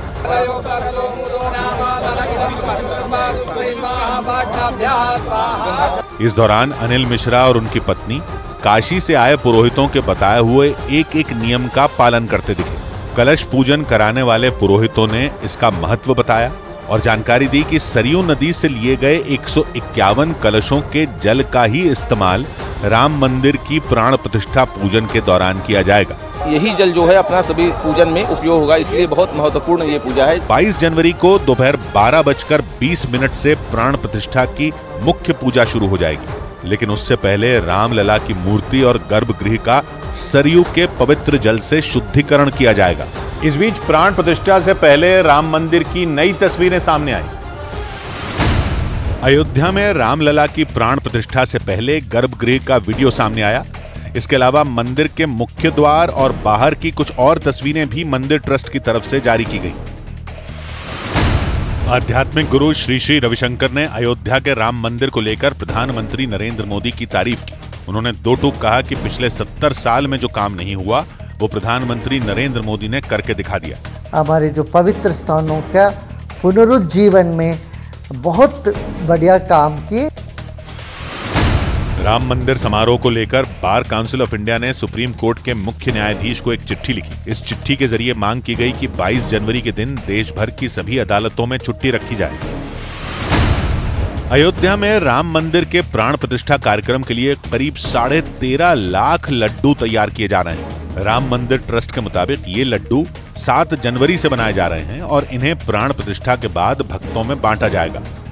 उधर 22 जनवरी को प्राण प्रतिष्ठा के दिन भगवान राम की केसरिया रंग की पोशाक भगवान राम को पहनाई जाएगी। रामलला की पोशाक तैयार करने वाले टेलर ने बताया कि भगवान राम के लिए खास तरह के मखमली कपड़ों की पोशाक तैयार की गई क्योंकि मौसम ठंड का है, इसीलिए मखमली और गर्म कपड़ों का इस्तेमाल पोशाक तैयार करने में किया गया है। भगवत प्रसाद पहाड़ी और उनका परिवार 40 साल से रामलला की पोशाक तैयार करता आ रहा है। भगवत प्रसाद ने बताया कि प्राण प्रतिष्ठा के बाद भगवान राम को किस दिन किस रंग की पोशाक पहनाई जाएगी। मंगलवार को लाल, बुध को हरा, बीफे को पीला, शुक्र को क्रीम, शनिवार को नीला, रविवार को गुलाबी, सोमवार को सफेद।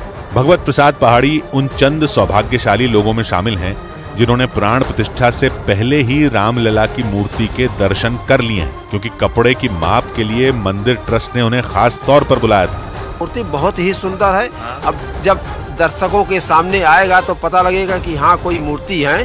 भगवत प्रसाद पहाड़ी के साथ उनके घर की महिलाएं भी प्रभु श्री राम की सेवा में जुटी दिखी। प्राण प्रतिष्ठा से पहले रामलला की नई मूर्ति के साथ ही उनकी पुरानी प्रतिमाओं के लिए भी पोशाक तैयार की जा रही है।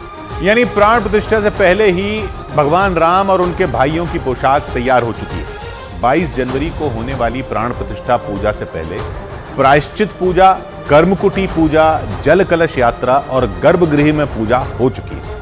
अगले 5 दिन राम मंदिर परिसर में और भी कई दूसरे अनुष्ठान होंगे और इसके लिए राम मंदिर परिसर को पूरी तरह तैयार कर लिया गया। 22 जनवरी को चमकते दमकते राम मंदिर में पूरे विधि विधान से भगवान राम की प्राण प्रतिष्ठा की जाएगी, लेकिन उससे पहले 18 जनवरी को रामलला की मूर्ति गर्भगृह में विराजमान होगी। 19 से 21 जनवरी तक रामलला की बाल रूप मूर्ति को घी, शहद, फल, फूल और केसर का स्नान कराया जाएगा।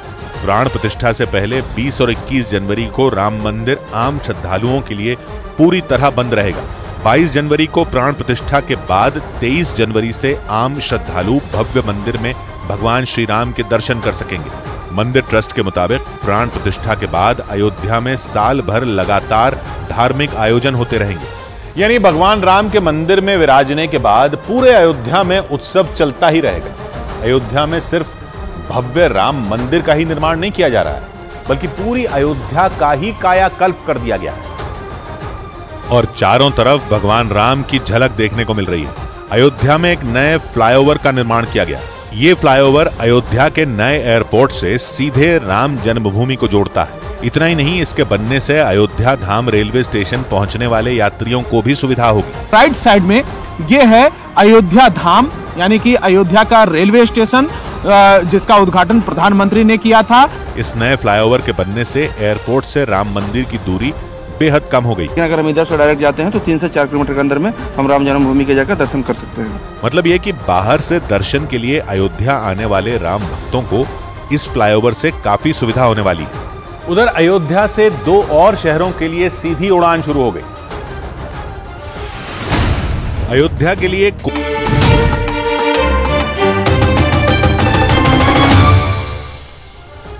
उत्तर प्रदेश के इटावा से एक मोटरसाइकिल सवार के हादसे की खौफ से भर देने वाली तस्वीरें सामने आई। ये घटना उस वक्त हुई जब वो मोटरसाइकिल सवार बिल्कुल खाली सड़क पर तेज रफ्तार से मोटरसाइकिल चला रहा था और तभी उसका संतुलन बिगड़ा और वो सड़क किनारे बने चबूतरे से जा टकराया। इस घटना की जो खौफनाक तस्वीरें सामने आई उनमें पहले तो एक बिल्कुल खाली सड़क दिखाई दी, उसके बाद अचानक वो मोटरसाइकिल सवार तेज रफ्तार के साथ आया और उस सड़क किनारे बने उस चबूतरे से जा भिड़ा और उसकी मोटरसाइकिल का पिछला पहिया तो हवा में काफी ऊपर तक उड़ गया। इसके बाद जैसे ही मोटरसाइकिल वापस जमीन पर आई वो उसके नीचे आ गया, मतलब उसकी मोटरसाइकिल उसी पर गिर पड़ी। ऐसा होते ही वहां मौजूद लोग उसकी तरफ दौड़े और उसके ऊपर से मोटरसाइकिल को हटाया, लेकिन इस हादसे में वो आदमी बुरी तरह जख्मी हो गया। पुलिस के मुताबिक उसने मोटरसाइकिल चलाते वक्त बहुत शराब पी हुई थी और आशंका जताई गई कि इसी वजह से वो हादसे का शिकार हो गया। उधर यमन के हूथी लड़ाकों ने अमेरिकी जहाज पर हमले के दूसरे ही दिन एक और जहाज पर मिसाइल दाग दी। इस बार यूरोप के देश ग्रीस के माल ढोने वाले जहाज को निशाना बनाया गया, जबकि अमेरिका और उसके सहयोगी हूथी लड़ाकों के हमले रोकने के लिए कोई भी तरीका अपनाने से पीछे नहीं हट रहे। पहले तो उन्होंने चेतावनियां और धमकियां दी, जब बात नहीं बनी तो पिछले हफ्ते यमन में घुसकर हूथी लड़ाकों के ठिकानों पर एयर स्ट्राइक कर दी। लेकिन इसके बाद तो हूथी लड़ाकों का गुस्सा और ज्यादा बढ़ गया। उन्होंने लाल सागर से गुजरने वाले जहाजों पर हमले तेज कर दिए। एक रोज पहले अमेरिका के जहाज पर बैलिस्टिक मिसाइल दागी गई थी और अब ग्रीस के उस जहाज पर हमला हो गया। न्यूज एजेंसी रॉयटर्स के मुताबिक वो जहाज दक्षिण पूर्वी एशिया के देश वियतनाम से इजराइल जा रहा था, लेकिन लाल सागर में यमन के करीब पहुंचते ही उस पर मिसाइल दाग दी गई। रॉयटर्स के मुताबिक इस हमले में माल ढोने वाले ग्रीस के उस जहाज को काफी नुकसान पहुंचा, लेकिन उस पर मौजूद 24 लोगों के चालक दल को कोई चोट नहीं आई। हमास के समर्थन के नाम पर हूथी लड़ाके लाल सागर में जहाजों पर हमले कर रहे हैं। इनमें खास तौर से इजराइल और उसके सहयोगियों के जहाजों को निशाना बनाया जा रहा है। इस बीच हमास के लड़ाकों ने इजराइल पर एक बार फिर रॉकेटों की बारिश कर दी। ये हमला ठीक वैसा ही था जैसा हमास की तरफ से 7 अक्टूबर को किया गया था। गाजा से किए गए इस हमले की वजह से इजराइल में हड़कंप मच गया, क्योंकि हमास ने 2-4 रॉकेट नहीं बल्कि कई दर्जन रॉकेट इजराइल के नेतिवोत शहर पर छोड़ दिए। इस हमले का जो वीडियो सामने आया उसमें आसमान में हर तरफ रॉकेट ही रॉकेट नजर आए। इस रॉकेट हमले की वजह से इजराइल के लोग दहशत में आ गए, क्योंकि हमास ने 7 अक्टूबर को भी इसी तरह का हमला करके इजराइल को दहला दिया था। तब हमास के लड़ाकों ने इजराइल के अलग अलग शहरों पर 5000 से ज्यादा रॉकेट दागे थे। इस बार उन्होंने इजराइल के दक्षिणी हिस्से में मौजूद नेतिवोत शहर को निशाना बनाया। गाजा बॉर्डर से इस शहर की दूरी करीब 22 किलोमीटर है, लेकिन गाजा से दागे गए रॉकेट इतनी तेजी से वहां पहुंचे कि लोगों को संभलने तक का मौका नहीं मिला। इजराइल के मीडिया के मुताबिक हमास ने प्लान के तहत नेतिवोत शहर पर रॉकेट बरसाए, क्योंकि जंग के बाद से ही इजराइल की सेना इस शहर की सुरक्षा में तैनात थी, लेकिन एक रोज पहले ही उसे वहां से हटा दिया गया और मौका मिलते ही हमास ने वहां रॉकेटों की बारिश कर दी। लेकिन इजराइल ने हमास के इस हमले को नाकाम करने का दावा किया। इजराइल के मीडिया के मुताबिक गाजा से दागे गए ज्यादातर रॉकेटों को हवा में ही तबाह कर दिया गया और ये काम इजराइल के सुरक्षा कवच माने जाने वाले एयर डिफेंस सिस्टम आयरन डोम ने किया। तस्वीरों में दिखा कि हमास के रॉकेट टारगेट पर पहुंचने से पहले ही हवा में एक-एक कर बर्बाद हो गए।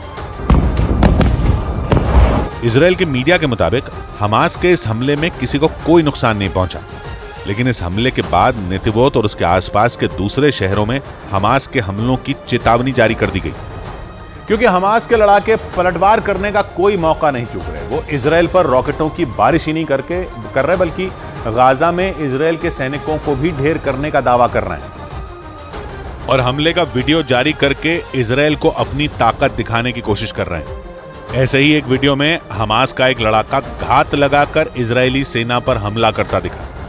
तस्वीरों में वो लड़ाका आधुनिक रॉकेट लॉन्चर के साथ एक टूटी फूटी इमारत में नजर आया। कुछ दूर चलने के बाद सामने वाली सड़क पर उसे इजराइल का एक टैंक दिखाई दिया। टैंक को देखते ही उसने निशाना साध दिया और बिना वक्त गंवाए हमला कर दिया। पलक झपकते ही इजराइल का वो टैंक आग का गोला बन गया। इसके बाद वहां सिर्फ लपटें और धुआं नजर आया। हमास ने इस हमले में इजराइल के उस टैंक को तबाह करने और उसमें मौजूद सभी सैनिकों को मार गिराने का दावा किया। इधर शतरंज खिलाड़ी आर प्रज्ञानंद ने इतिहास रच दिया। भारतीय शतरंज खिलाड़ी आर प्रज्ञानंद ने मौजूदा वर्ल्ड चैंपियन चीन के दिंग लिरेन को हरा दिया। इस जीत के साथ ही वो विश्वनाथन आनंद को पीछे छोड़कर भारत के नंबर 1 शतरंज खिलाड़ी बन गए। महेंद्र सिंह धोनी के 2 पूर्व बिजनेस पार्टनरों ने उनके खिलाफ दिल्ली हाईकोर्ट में मानहानि का केस दर्ज करवाया। इस मामले पर अदालत में सुबह सुनवाई होगी। इससे पहले धोनी उन दोनों के खिलाफ धोखाधड़ी का केस दर्ज करवा चुके हैं। पंजाब के अमृतसर में प्रकाश पर्व के मौके पर स्वर्ण मंदिर में शानदार आतिशबाजी की गई। इस दौरान बड़ी संख्या में श्रद्धालु इस आतिशबाजी को देखने के लिए वहां पहुंचे। उधर उत्तर कोरिया के शासक किम जोंग उन ने दक्षिण कोरिया को सबसे बड़ा दुश्मन बता दिया। यह ऐलान उन्होंने उत्तर कोरिया की संसद में खड़े होकर किया। वहां की न्यूज एजेंसी KCNA के मुताबिक किम जोंग उन ने यह भी साफ कर दिया कि उनका जंग से बचने का कोई इरादा नहीं है, जिसका मतलब यह हुआ कि उत्तर कोरिया की सेना कभी भी दक्षिण कोरिया पर हमले कर सकती है, क्योंकि अपनी संसद में किम जोंग उन ने दक्षिण कोरिया के खिलाफ जंग छेड़ने की धमकी दे डाली और ये चेतावनी भी दे दी कि वो किसी भी कीमत पर उससे समझौता नहीं करेंगे, भले ही अमेरिका हर मोर्चे पर उसका साथ दे रहा हो। लेकिन उत्तर कोरिया दक्षिण कोरिया को बर्बाद करने का मूड बना चुका है, क्योंकि किम जोंग उन ने संसद से दुनिया के सामने दक्षिण कोरिया को दुश्मन बता दिया और दक्षिण कोरिया से संबंध बनाए रखने से जुड़ी एजेंसियों को भी समाप्त करने का ऐलान कर दिया। इसके लिए किम जोंग उन ने उत्तर कोरिया के संविधान में बदलाव करने की भी बात कह दी। उत्तर कोरिया की न्यूज एजेंसी KCNA के मुताबिक प्योंगयांग में बने उन स्मारकों को भी तोड़ा जाएगा जो दक्षिण कोरिया और उत्तर कोरिया के बीच दोस्ती का प्रतीक माने जाते हैं। इसके अलावा उत्तर कोरिया की सीमा पार रेलवे लाइन को काटने का भी ऐलान कर दिया गया। लेकिन उत्तर कोरिया के इस ऐलान के बाद अमेरिका, दक्षिण कोरिया और जापान ने साथ मिलकर उसे ताकत दिखा दी। तीनों देशों की सेना ने संयुक्त अभ्यास किया और उत्तर कोरिया को करारा जवाब दे दिया। क्योंकि अमेरिका, दक्षिण कोरिया और जापान ने भी अपनी कमर कस ली। भले ही उत्तर कोरिया उन्हें आंख दिखाने से बाज नहीं आ रहा हो, लेकिन ये तीनों देश भी डरकर चुप बैठने वाले नहीं। अमेरिका, दक्षिण कोरिया और जापान की सेना ने अभ्यास करके ये जता दिया कि वो उत्तर कोरिया की फौज से निपटने के लिए पूरी तरह तैयार है। यह अभ्यास दक्षिण कोरिया के एक द्वीप के पास किया गया और इसमें तीनों देशों के खतरनाक युद्धपोतों को शामिल किया गया। इस युद्धाभ्यास के जरिए यह भी साफ कर दिया गया कि तीनों देश किम जोंग उन पर भारी पड़ सकते हैं, क्योंकि तीनों सेनाओं ने ऐसे वक्त पर युद्धाभ्यास किया जब किम जोंग उन ने दक्षिण कोरिया को सबसे बड़ा दुश्मन बता दिया। यानी युद्धाभ्यास करके उत्तर कोरिया को हद में रहने की कड़ी चेतावनी दी गई। उधर अमेरिका में भारी बर्फबारी से पिछले 82 साल का रिकॉर्ड टूट गया। वहां इन दिनों इतनी ज्यादा बर्फ पड़ रही है कि लोग अपने ही घरों में कैद हो गए, क्योंकि वहां पिछले एक हफ्ते में 21 इंच से ज्यादा बर्फ गिरी और इसकी वजह से वहां की सड़कों से लेकर घरों तक सिर्फ और सिर्फ बर्फ ही नजर आई। वहां के मौसम विभाग के मुताबिक इससे पहले साल 1942 में अमेरिका में इतनी ज्यादा बर्फबारी हुई थी। यानी वहां बर्फबारी का 82 साल पुराना रिकॉर्ड टूट चुका है। अमेरिका के मौसम विभाग की माने तो वहां ठंड और बर्फबारी से हालात बिगड़ते जा रहे हैं। ऐसे में लोगों से सिर्फ जरूरी कामों से ही घरों से निकलने की अपील की गई है। यहाँ तक कि यह अनुमान भी लगाया गया कि भारी बर्फबारी की वजह से वहां तापमान -45 डिग्री तक गिर सकता है। जानकारी के मुताबिक कड़ाके की ठंड और बर्फबारी की वजह से अमेरिका में करीब 7 करोड़ लोग प्रभावित हुए हैं, जबकि 2.5 लाख से ज्यादा घरों में बिजली की सप्लाई ठप हो गई। इसके अलावा वहां 4700 उड़ानों को भी रद्द किया जा चुका है और इसकी वजह से अमेरिका के लोगों का जीना मुहाल हो गया। भारी बर्फबारी की वजह से गाड़ियों का सड़कों पर चलना तक मुश्किल हो गया। ऐसे ही एक हादसे की तस्वीरों ने लोगों को डरा दिया। उन तस्वीरों में एक गाड़ी सीधी चलते चलते अचानक लड़खड़ाती दिखाई दी। सड़क पर इतनी फिसलन थी कि वो गाड़ी सड़क के एक किनारे से लहराते हुए दूसरे किनारे की तरफ चली गई और आगे जाकर सड़क किनारे लगी रेलिंग से टकरा गई। इसके अलावा वहां के मैसाचुसेट्स राज्य में भी बर्फबारी की वजह से फिसलन बढ़ गई और उसकी वजह से एक गाड़ी सड़क किनारे पलटी नजर आई। इसके बाद पुलिस वहां पहुंची और उस गाड़ी सवार का रेस्क्यू किया।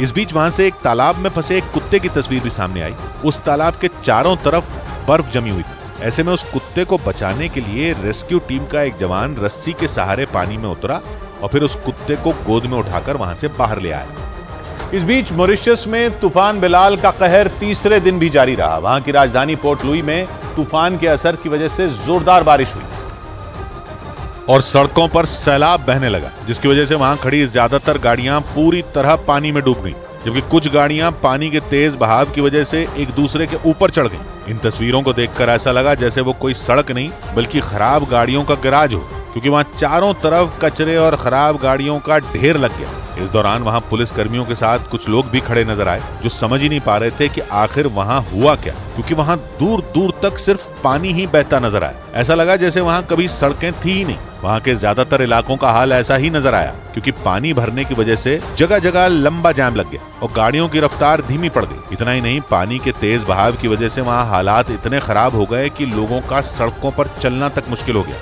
उधर न्यूजीलैंड के बल्लेबाज फिन एलन ने T20 मैच में छक्के लगाने के रिकॉर्ड की बराबरी कर ली। न्यूजीलैंड के बल्लेबाज फिन एलन ने पाकिस्तान के खिलाफ तीसरे T20 मैच में 16 छक्के मारे। उन्होंने इस मैच में 62 गेंदों पर 137 रन की पारी खेली। इसके साथ ही उन्होंने अफगानिस्तान के बल्लेबाज हजरतुल्लाह जज़ई के एक T20 मैच में 16 छक्के मारने के वर्ल्ड रिकॉर्ड की भी बराबरी कर ली। न्यूजीलैंड ने यह मैच 45 रन से जीत लिया। साथ ही 5 मैचों की सीरीज भी अपने नाम कर ली। जिम्बाब्वे की टीम ने T20 के इतिहास में पहली बार श्रीलंका को हरा दिया। उसने 3 मैचों की T20 सीरीज के दूसरे मैच में मेजबान श्रीलंका के खिलाफ 4 विकेट से जीत दर्ज की। भारतीय शेयर बाजार में पिछले 18 महीनों की सबसे बड़ी गिरावट आई। सेक्टोरल इंडेक्स में IT को छोड़कर दूसरे सभी इंडेक्स लाल निशान पर बंद हुए। सबसे ज्यादा गिरावट बैंकिंग सेक्टर के शेयरों में देखने को मिली। इसकी वजह से बॉम्बे स्टॉक एक्सचेंज का सेंसेक्स 1628 अंक गिरकर 71,500 पर बंद हुआ, जबकि निफ्टी 460 अंकों की गिरावट के साथ 21,572 के स्तर पर पहुंच गया। उत्तराखंड के बद्रीनाथ धाम में जमकर बर्फबारी हुई। वहां पेड़, मकान और पहाड़ बर्फ की चादर में ढके नजर आए। इस बार बद्रीनाथ धाम में लंबे इंतजार के बाद बर्फबारी हुई है। उधर बिहार के भागलपुर से हैरान कर देने वाला एक मामला सामने आया। वहां एक बदमाश को चलती ट्रेन से करीब 1 किलोमीटर तक लटकाए रखा गया, क्योंकि बताया गया कि वो बदमाश उस ट्रेन में बैठी एक महिला का मोबाइल फोन छीनने की कोशिश कर रहा था। लेकिन इसी दौरान दूसरे यात्रियों ने उस बदमाश को पकड़ लिया, जिसके बाद वो चलती ट्रेन की खिड़की से काफी दूर तक लटकता रहा। तस्वीरों में दिखा कि उस बदमाश के हाथों के अलावा उसका पूरा शरीर ट्रेन से बाहर लटक रहा। इस दौरान ट्रेन में मौजूद लोग उसे पीटते भी रहे, लेकिन बदमाश उनसे हाथ न छोड़ने की गुहार लगाता रहा।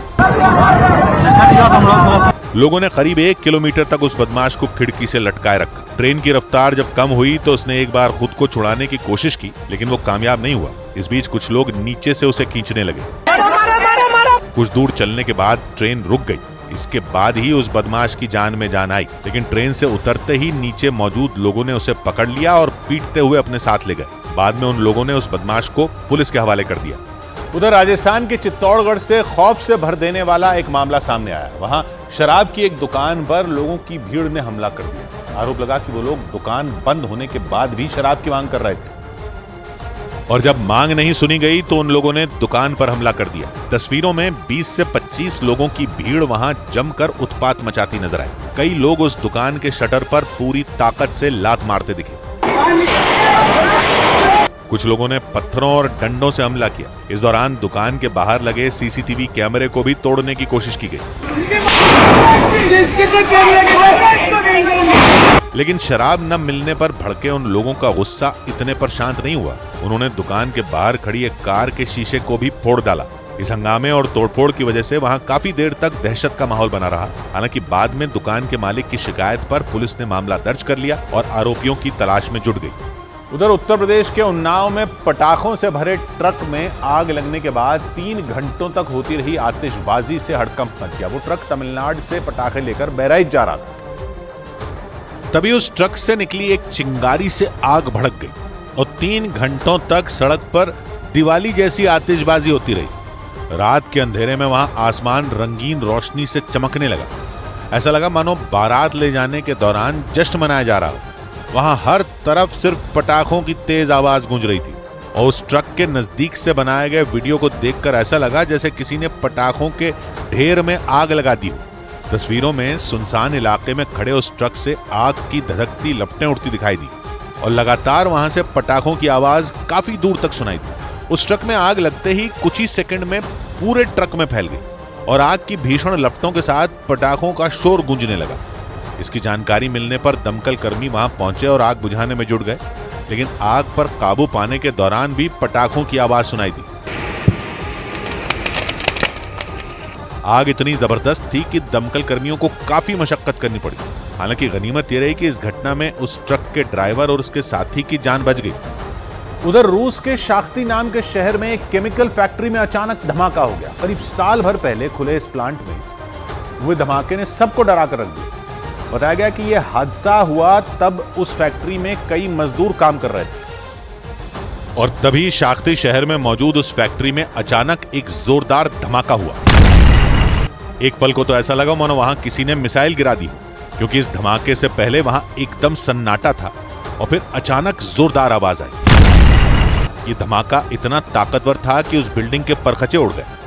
वहां खिड़कियों पर लगा कांच एकदम चकनाचूर हो गया। उस कांच को तोड़ते हुए आग का एक बड़ा सा गोला निकला। उसके बाद उस इमारत के ऊपर धुएं का कब्जा हो गया।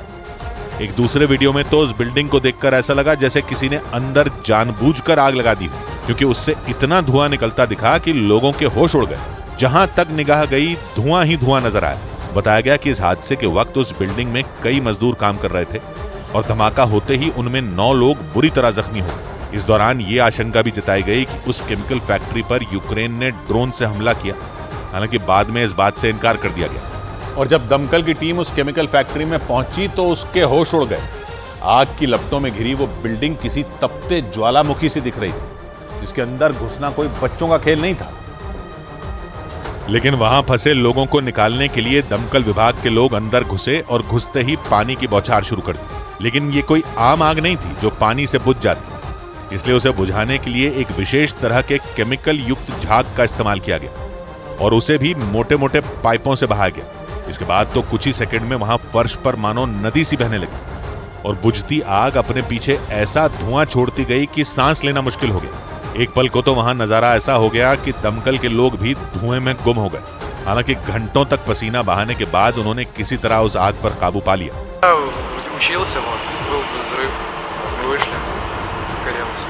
केमिकल फैक्ट्री में लगी आग ने उस बिल्डिंग को जलाकर राख कर दिया। आग की वजह से वो सफेद बिल्डिंग काली पड़ गई और उसके अगले हिस्से का तो हुलिया ही बिगड़ गया। धमाके की वजह से उसके परखचे कई मीटर दूर तक जाकर गिरे और वो बिल्डिंग पूरी तरह बर्बाद हो गई। ब्रेकिंग न्यूज आ रही है दिल्ली से। मुंबई एयरपोर्ट के रनवे पर यात्रियों के डिनर के मामले में बड़ी कार्रवाई की खबर है। इंडिगो एयरलाइंस और मुंबई एयरपोर्ट पर भारी जुर्माना लगाया गया है। मुंबई एयरपोर्ट पर इस मामले में 90 लाख रुपए का जुर्माना और इंडिगो एयरलाइंस पर 1 करोड़ 20 लाख रुपए का जुर्माना लगाए जाने की खबर है। गोवा से दिल्ली के लिए उड़ान भरने वाली इंडिगो एयरलाइंस की फ्लाइट को खराब मौसम के कारण मुंबई में लैंड करवाया गया था, जिसके बाद विमानों के खड़े होने वाली जगह पर यानी रनवे के करीब ही जमीन पर बैठे यात्रियों के डिनर करने का वीडियो सामने आया था। इस मामले में जांच के बाद मुंबई एयरपोर्ट पर इंडिगो एयरलाइंस पर दोनों पर जुर्माना लगाया गया। प्रियंका हमारे साथ जुड़ रही हैं। प्रियंका, तो एयरपोर्ट पर भी जुर्माना लगाया? जी बिल्कुल, देखिए 90 लाख का जुर्माना BCS और DGCA दोनों अथॉरिटीज ने लगाया है मिलकर, और इस पर आरोप ये है कि एयरपोर्ट में सेफ्टी सिक्योरिटी का ध्यान नहीं रखा। इंडिगो पर 1 करोड़ 20 लाख का जुर्माना इस वजह से लगा है कि उन्होंने यात्रियों को रनवे टार्मेक एरिया जिसे कहा जाता है वहां पर खाना सर्व किया। जब उनसे सवाल इस बाबत पूछा गया तो सही जवाब नहीं मिलने की वजह से ये कड़ा एक्शन लिया गया है। इसके साथ साथ 2 और एयरलाइंस स्पाइसजेट और एयर इंडिया पर भी 30-30 लाख का जुर्माना लगा है, लेकिन वो लो विजिबिलिटी में कैट 3 ट्रेन जो पायलट होते हैं उनके ना होने की वजह से लगा है, यानी कि सख्ती दिखाती हुई मिनिस्ट्री ऑफ एविएशन जो है इस पूरे मामले में नजर आ रही है। किशोर, शुक्रिया प्रियंका आपका। इधर हिमाचल प्रदेश के हमीरपुर से मामूली विवाद में पेट्रोल पंप पर एक लड़के की पिटाई का डरा देने वाला एक वीडियो सामने आया। उसमें 2 लोग उस लड़के को पीटते नजर आए। इसके साथ ही बीच बचाव करने वालों को भी धमकाया और बीच सड़क पर उस लड़के पर उन 2 लोगों ने डंडों की बरसात कर दी। इस दौरान वो लड़का अपनी जान बचाकर भागने की कोशिश करने लगा, लेकिन उन 2 लोगों ने उसे दोनों तरफ से घेर लिया और एक के बाद एक डंडे मारने लगे। इसके बाद तो वो लड़का वहीं गिर गया और उनके सामने हाथ जोड़ने लगा। तभी वहां मौजूद बाकी लोग पहुंचे और उन लोगों को रोकने लगे, लेकिन उनसे भी वो दोनों लोग बहस करने लगे। बताया गया कि मामूली विवाद की वजह से पेट्रोल पंप पर लड़ाई शुरू हुई। पहले तो उन 2 लोगों में पीली जैकेट पहने एक आदमी की उस लड़के से बहस हुई और बात इतनी बढ़ गई कि उसने डंडे बरसाना शुरू कर दिया। इधर मध्य प्रदेश के सतना से हैरान कर देने वाला एक मामला सामने आया। वहां पेट्रोल भरवाने के बाद पैसे मांगने पर 3 लोगों ने पेट्रोल पंप के एक कर्मचारी की जमकर पिटाई कर दी। यहां तक कि उसके ऊपर मोटरसाइकिल भी चढ़ाने की कोशिश की और उस कर्मचारी को अधमरा होने तक पीटते रहे। ऐसा लगा मानो वो तीनों लोग खून के प्यासे हो गए, क्योंकि तस्वीरों में वहां उनमें पीली जैकेट पहना एक लड़का उस कर्मचारी को थप्पड़ मारता नजर आया और दूसरा लड़का हेलमेट से उसके सिर पर बार बार वार करता दिखाई दिया। इस बीच उस लड़के ने कर्मचारी को नीचे पटक दिया, उसकी गर्दन मोड़ दी। इसके बाद वो उस कर्मचारी के ऊपर चढ़ गया और उसका गला दबाने की कोशिश करने लगा। इस दौरान वो कर्मचारी अपनी जान बचाने के लिए उनके सामने गुहार लगाता रहा, लेकिन पीली जैकेट पहने उस लड़के ने लात घूंसों की बरसात कर दी और वहां मौजूद उसका तीसरा साथी मारपीट का वीडियो रिकॉर्ड करता रहा। इसके बाद तो उन 3 लोगों ने उस कर्मचारी पर मोटरसाइकिल चढ़ाने की भी कोशिश की और वहां से फरार हो गए। आरोप है कि पेट्रोल भरवाने के बाद उस कर्मचारी ने पैसे मांगे तो नशे में धुत उन लोगों ने उसकी पिटाई कर दी। इधर बिहार के मुजफ्फरपुर में एक लड़के के शादी से इनकार करने पर पुलिस की मदद से लड़की की शादी करवाई गई। बताया गया कि उस लड़के और उसके परिवार के खिलाफ उस लड़की ने केस दर्ज करा दिया और इस मामले में पुलिस ने दखल दिया और उन दोनों की शादी करवा दी। पुलिस के मुताबिक उस लड़के और लड़की में पिछले 3 साल से संबंध थे। बताया गया कि एक शादी समारोह के दौरान उन दोनों की मुलाकात हुई थी। इस बारे में पता चलने पर उस लड़की के परिवार वालों ने शादी की मांग की, लेकिन उस लड़के के परिवार वालों ने साफ इनकार कर दिया। इससे परेशान होकर उस लड़की का परिवार थाने पहुंच गया और पुलिस से गुहार लगाई। लड़का शादी करने के लिए तैयार नहीं था। इस मामले में उस लड़की के पक्ष में फैसला लिया गया।